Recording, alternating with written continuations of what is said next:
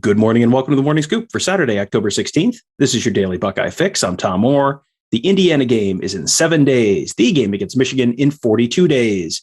With the season now halfway over and the Buckeyes enjoying a day off today, it seemed like a great time to have on one of our most popular guests, Buckeye Scoop's X's and O's guru, Ross Fulton. We're going to take a look back not only at the last weekend's game against Maryland, but also at the season on the whole to see what we've learned and what it could mean moving forward. Ross, thank you as always for joining me. Happy to be here, Tom. So before we dive into the schematic stuff, I wanted to get some impressions from you on CJ Stroud's play in general.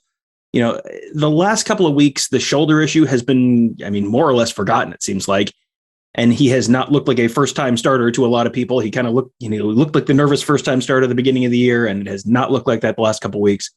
You know, you obviously watch these games in a lot more detail than most fans do. So what are you seeing from Stroud so far this season, and how would you grade his performance the last couple of weeks?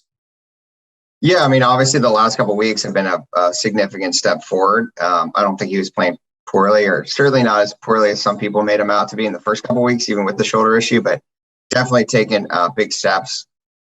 He is, as Ryan Day said after the game, something to the extent of like his best quality is seeing the field. And I think that's accurate. I think he gets the ball out of his hands. He gets the ball out much quicker than Justin Fields did by comparison. And so, he is, sometimes almost to a fault, really. There's probably situations where he could hold it a half second longer to let a play develop or to push the ball downfield as opposed to checking down. But, as I said in my article this week, I think you'd rather take that over a lot of young quarterbacks who hold the ball too long. Yeah, and with the skill talent Ohio State has, having the ball in Garrett Wilson's hands a little earlier than you might have otherwise, or in TreVeyon Henderson's hands, or Chris Olave's hands, that's not the worst thing in the world. The big question now is, okay, you looked great against Rutgers and Maryland. Guess what? You're not playing Rutgers and Maryland for the rest of the year. The competition is about to get a lot tougher moving forward. That starts with the trip to Bloomington next weekend, then Penn State coming to Columbus, got a trip to Lincoln the week after that. Those are all, they're not Georgia, but those are three pretty solid defenses. So what concerns would you have about Stroud or maybe the offense on the whole heading into those games? Yeah, and I will somewhat push back on the only Rutgers and Maryland. I think those teams are comparable. If you look at like the advanced stats, Maryland's a better team than Indiana so far this season. So, I think sometimes there's this tendency if, we weren't saying the same thing after Minnesota and Tulsa, even though Maryland's a much better team, certainly than Tulsa. So, but, I think it's, offensively, it's hard to poke too many holes at what they're doing. They're setting records for, yards per play. I think that, again, if Stroud is pressured or feels uncomfortable, I think we'll have to see. Obviously one thing Indiana probably will do is throw a variety of blitz schemes. They did that last year. Obviously, again, Fields and Stroud are very different quarterbacks in that regard. But, I think we'll have to see, if he's trying to get the ball out too quickly. I think it's the opposite, not holding and taking sacks but just trying to sort of rushing things. I think the run game has been, it can get a little hiccupy for a couple without the quarterback run threat. It sometimes takes them a little while to diagnose where the bubbles are, so to speak, where they can attack. I don't think it's an issue with like the offensive line actually blocking. It's more an issue of being outnumbered and or not identifying things or getting different looks. I think that TreVeyon Henderson again is like, obviously it's hard to complain too much, but no one's perfect. And I think if anything, he has a tendency sometimes to try to bounce something outside when he really kind of needs to stick it upfield. And there are a few times he did that against Maryland. So, there's minor things that can improve, and can be critiqued, but as long as they can efficiently throw the football like they've been doing, they're going to be really difficult to defend because there's just only so many things that you can do. And, then that opens up the running game and Henderson obviously is such an explosive play threat. Then you really, you create points through explosive plays, and they can do it both running and throwing. So it obviously makes them a difficult offense to deal with. You mentioned the rushing attack did start kind of slowly against Maryland. but Travion Henderson ultimately ended up with over 100 yards and, I mean, a pretty solid game overall. One of the plays that they successfully ran was duo. Now, that was something you wrote about this week. So can you explain how duo works and why that seems to be a good fit for Henderson's running style? Yeah, so duo is basically power without the backside pulling guard. So everyone on the front side is blocking down instead of with zone. All the offensive linemen are blocking to the run call. With duo, they're all blocking down. So you're trying to create double teams and push back. And then the running back reads the play side inside linebacker and tries to make him wrong. So if he widens, he cuts it inside. If he comes up and fills, he bounces outside. And so that's why it's very good for Henderson, because it creates a natural bounce opportunity. And as I said, he's very good at doing that. Like, that just fits what he wants to do. And when he gets to the edge, I mean, his short range, explosiveness is so great that it just results in chunk yard. And so, that, and as well as counter tray, which also another gap blocking scheme, but now you're pulling the backside guard and the backside tight end, but again, gives him the opportunity to a lot of times to get the edge. Something else they ran repeatedly, you talked about zone blocking a little bit earlier there, but they ran wide zone, and they ran it specifically to the tight end side. So can you explain in a little more detail how wide zone works and why running it to the strong side might make a difference? Yeah, and so, I mean, again, this is probably their base run play. And so with wide zone, again, you're blocking the offensive line's blocking to the play call. So if you're running to the right, you're blocking to the play call, but you're trying to get more lateral movement. And so you're trying to, every offensive lineman's trying to reach. So let's say if you're the center and a defensive tackle is up, on the guard to that play side, the guard's covered, quote unquote. So everyone's going to lateral step. The guard's going to basically pin him until the center can reach him and then get up to the second level. And with wide zone, really what you're trying to do is get the defensive line moving laterally to create opportunities to cut the play up inside. This is what Ohio State's done so well with J.K. Dobbins and Trey Sermon. But they've actually had some trouble running it this year. A lot of it because teams have been overplaying it. And so, this is sort of the push and pull of things. So they've done, more variety, like we just talked about, running duo, running counter tray, trying to run wide zone away from the tight end. And, lo and behold, so Maryland was focused on taking away other things. And so they were able to just basically go back to their base play and run it to the tight end side and, create. Maryland had their three defensive linemen so tight inside that it was just a natural gap outside of them. As you look forward at the back half of this schedule, I mean, you got Indiana, you got Penn State, you got Nebraska, you got Michigan State, you got Michigan, you got Iowa, probably. I'm not going to, you got Purdue too. I'm guessing Purdue is not going to be the answer to this question, but is there a defense on the back half of the schedule that you look at and you go, either due to personnel or due to scheme or just, overall soundness, which I guess is me looking at Iowa, maybe, is there a defense on the back half of the schedule that you think could actually at least, substantially slow this offense down and, keep them under, say, 30 points where, the other team doesn't have to score 40 something to win? 30's a pretty low bar. Okay. 35. No, Do I hear you're right. 38? I mean, these teams would need to keep them under 30. And, there's some really good defenses that Ohio State's going to play. I mean, Penn State, Michigan, and obviously Iowa are all three really sound defenses. Penn State has had a lot of success, I would say, over the last, half decade, keeping Ohio State from scoring as many points as they do against other teams. I think they do a nice job of trying to take away Ohio State's base plays and forcing Ohio State to adjust, to varying degrees. They'll be aggressive and they'll try to take away the run and force Ohio State to throw.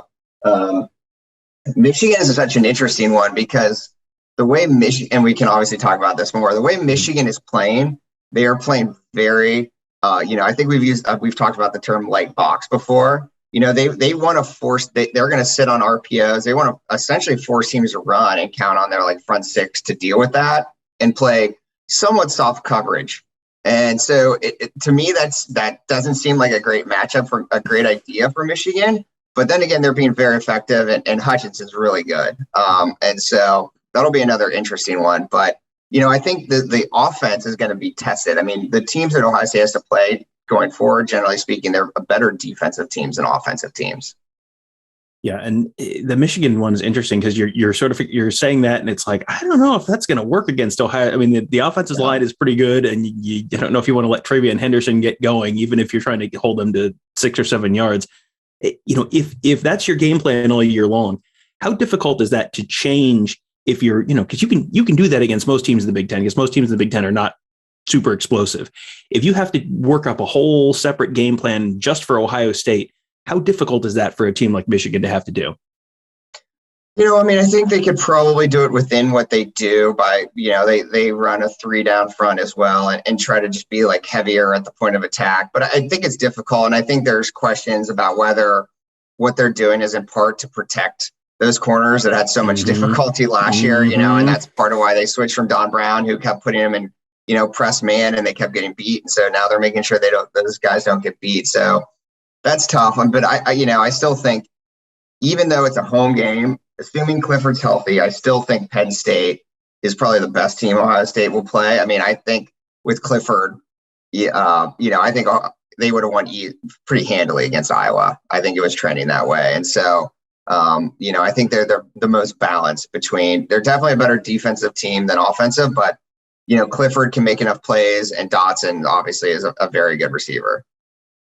Well, okay, we're going to switch over to the other side of the ball now. And, there were weeks and weeks where it seemed like they were playing 90% cover 1 and cover 3. And you were saying, hey, there are other coverages also.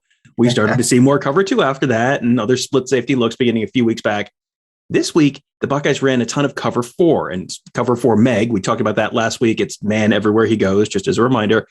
We have not talked, though, much about pattern matching. That's something you always associate with like Nick Saban's defense. So can you explain what pattern matching is? Because that's something we saw the Buckeyes do last week as well.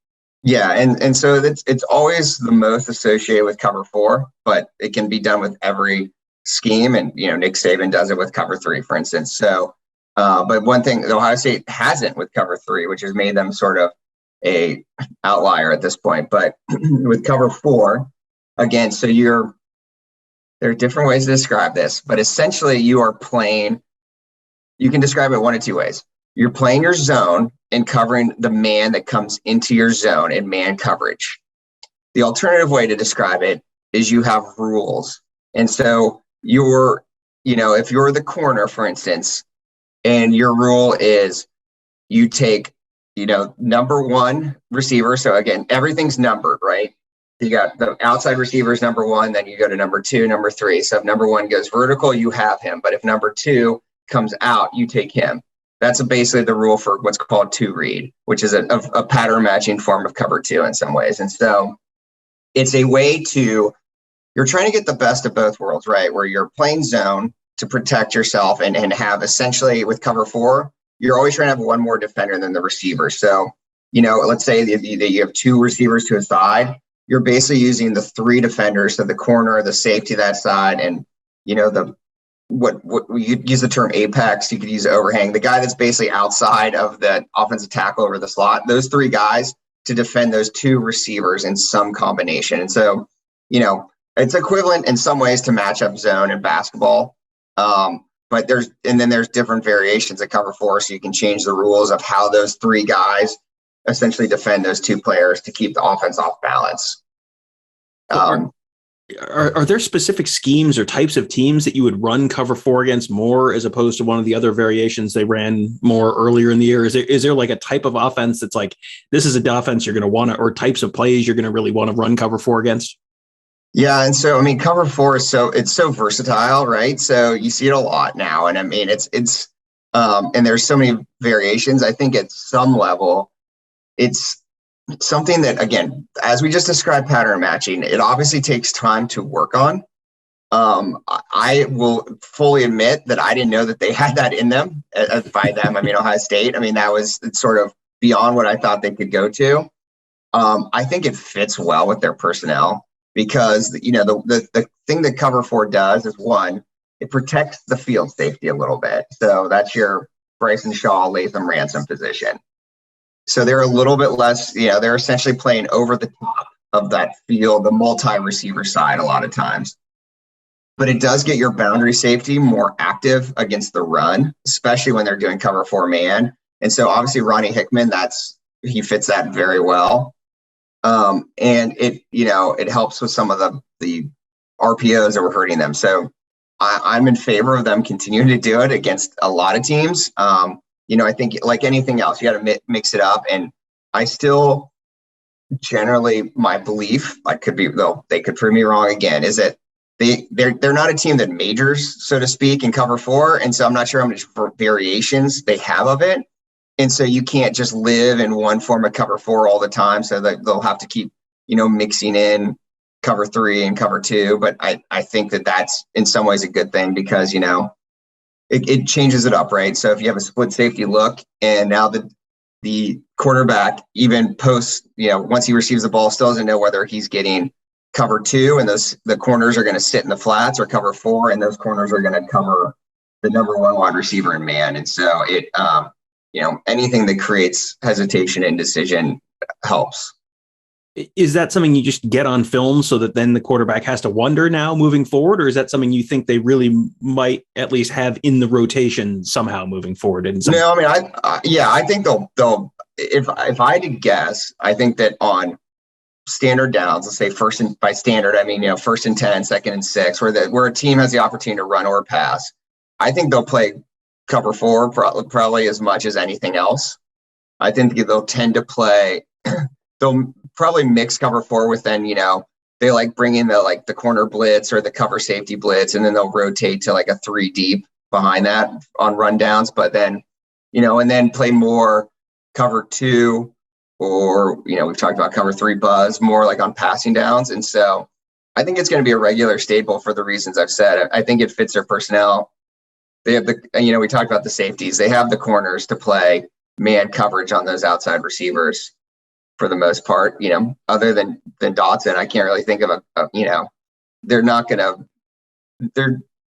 to need to double or bracket a lot or worry about getting beat with their corners. That's surprisingly a strength of this team. And so I think it'll remain a regular part of the defense. We talked about the boundary safety. We talked about the deep safety. We have not talked yet about the cover safety. And we saw much more of Marcus Williamson there the past week. For a while, it looked like that might just be Cam Martinez taking over that cover safety role for good. So what does Williamson bring to the defense, and how do you see them maybe splitting those reps up between those two guys for the rest of the season? Yeah, it's so funny because it's just because they've changed the defense. Now everything's like flipped around, right? So, Hickman, they call him the bullet, but he's really not. Like the concept of the bullet, right, is sort of like what we talked about with that overhang or sort of like half linebacker, half safety. And that's now really what the cover safety position is. So when they align into, and split safeties, they have, again, Hickman as the boundary safety. So he said the short side of the field deep. Then you're to the wide field, you have either Shaw or Ransom. They've been rotating series. And then the cover safety is basically lined up on to the wide field as well, essentially over the slot receiver or even inside of him. And so now that person, that's, Ohio State, when they won the national championship in 2014, was a cover 4 team. And that spot is where Darren Lee played. And so I think, everyone can remember sort of what he did. And so they're now doing that essentially with a third corner. And so, Williamson, as I talked about, he's bigger than Martinez. I think he's a little bit more aggressive in terms of filling. I mean, so that guy has to be involved in the run to some extent. And so, I think that Kerry Combs talked sort of, hinted at this or even more explicitly said it this week in his interview, which is that, Williamson is more of the standard down guy, if you will. He's one who, when they play zone, when he has to, cover the flats or play, fill against the run, it's more him. And then Martinez is more of the guy who you want as the man coverage guy on a slot receiver. And so, to me, again, when you ask me like what Matt Barnes is trying to do, he's trying to be like a multiple zone defense. I think that sort of leans towards Williamson playing more. I mean, especially again, when you play a Michigan or even a Penn State, like you're going to need run support from that position, which is, why we talked about even Craig Young coming in at times. But if Williamson can do it, all the better, because then they can really sit on RPOs and stuff like that. I mean, you've put essentially a third corner right there. And then Martinez probably would come in more on third downs. Same question on the defense that we asked you on the offense. Is there a team in the back half of the schedule that you think might give the defense the most trouble, either because of scheme or just overall talent? I mean, you mentioned Jahan Dotson, Penn State wide receiver there. I would guess that might be someone that you have to keep an eye on.